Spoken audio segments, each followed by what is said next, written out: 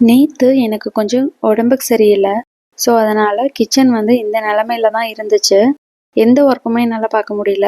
So, அதனால இன்னைக்கு morning வந்து கொஞ்சம் நான் ரெக்கவர் ஆயிட்டேன். மார்னிங் எந்திரிச்சதுமே ஃபர்ஸ்ட்டு வேலையா கிச்சன வந்து கிளீன் பண்ணணும் அப்படின்றது தான் வந்துட்டு நான் பிளான் பண்ணியிருந்தேன்.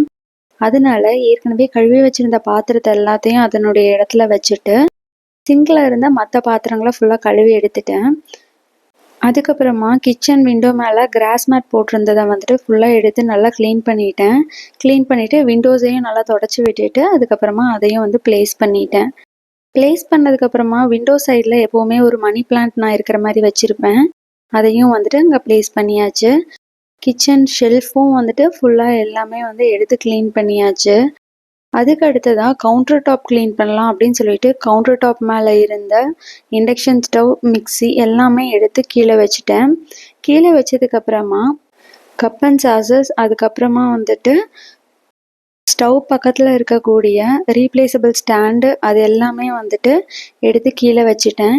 கீழே வச்சதுக்கப்புறமா அதில் இருக்கக்கூடிய டஸ்ட் எல்லாமே போகிற அளவுக்கு நல்லா வந்து ஒரு ரஃப் கிளாத் வச்சு க்ளீன் பண்ணி விட்டுட்டேன்.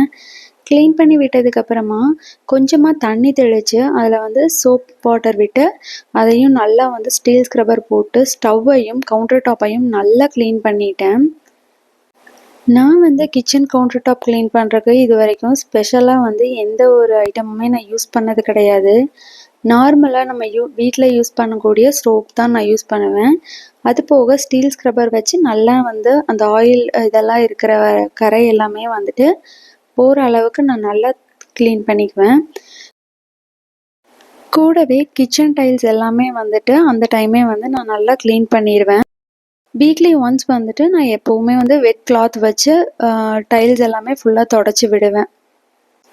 எனக்கு எப்போவுமே 2 வீக்ஸ் ஒன்ஸ் வந்து, அதாவது 15 டேஸ் ஒன்ஸ் வந்து கிச்சன் கவுண்டர் டாப் வந்து க்ளீன் பண்ணிடணும்.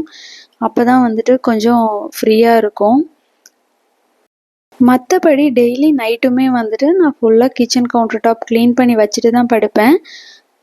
இந்த மாதிரி டீப் க்ளீன் பண்ணுறது வந்துட்டு அட்லீஸ்ட் 15 டேஸ் ஒன்ஸாவது நான் பண்ணி வச்சிருவேன்.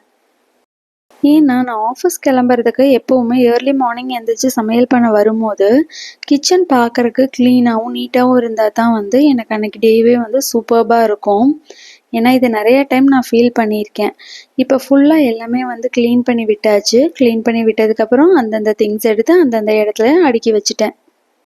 ரொம்ப வந்து எனக்கு க்ளீன்லினஸ்லாம் தெரியாது. ஏதோ ஒரு சின்ன சின்ன விஷயங்களை வச்சு நான் அப்படியே வந்து எனக்கு பிடிச்ச மாதிரி சில விஷயங்களை மாற்றிக்குவேன். யூஸ்வலாக ஏதாவது திங்ஸை ஒரு இடத்துல நம்ம வைக்கிறோம் அப்படின்னா எனக்கு அதே இடத்துல வைக்க பிடிக்காது. அடிக்கடி வந்து அதை நான் மாற்றி வச்சுட்டே தான் இருப்பேன். ஏதோ சிம்பிளாக எனக்கு பிடிச்ச மாதிரி கிச்சன் கவுண்டர் டாப்பையும் கிச்சனையும் வந்துட்டு நல்லா க்ளீன் பண்ணி விட்டாச்சு. இனி அடுத்து வீட்டுக்கு ஃபுல்லாக மாப் போட போகிறேன். இந்த வீடியோ உங்களுக்கு பிடிச்சிருந்தா லைக் பண்ணுங்கள். ஃபர்ஸ்ட் டைம் நம்ம வீடியோ பார்க்குறவங்களா இருந்தால் ப்ளீஸ் சப்ஸ்கிரைப் பண்ணுங்கள்.